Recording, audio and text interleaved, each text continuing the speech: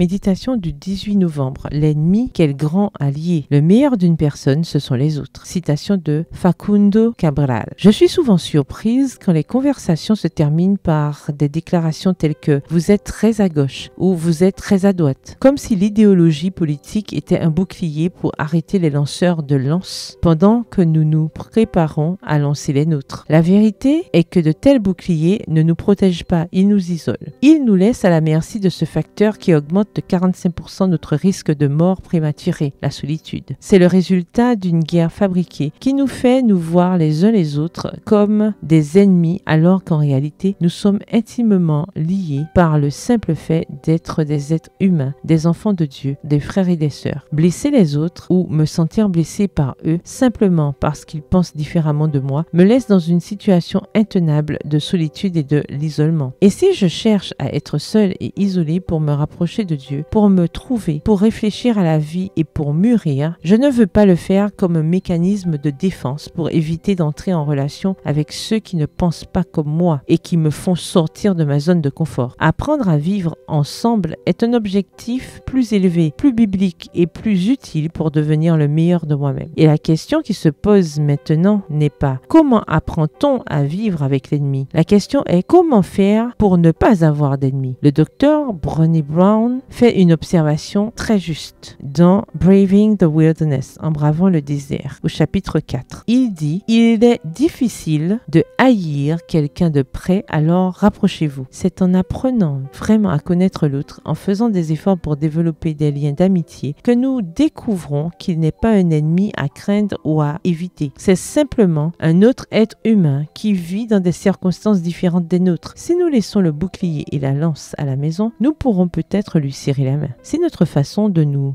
exprimer nous éloigne, soyons prudents. Si nos tendances politiques nous rendent incompatibles, soyons moins politiques et plus spirituels. Si l'Église à laquelle l'autre appartient méprise la nôtre, montrez-lui votre foi par vos œuvres. À quoi bon se faire des ennemis mentaux quand, en fin de compte, c'est peut-être cette femme radicale d'une autre religion et chargée de préjugés qui m'aidera quand j'aurai besoin d'un coup de main. En la voyant de si près, je serai incapable de la haïr. Le verset du jour se trouve dans Proverbe 27, le verset 17. Le fer aiguise le fer. Ainsi un homme aiguise la personnalité de son prochain. Bonne journée, que l'Éternel vous bénisse.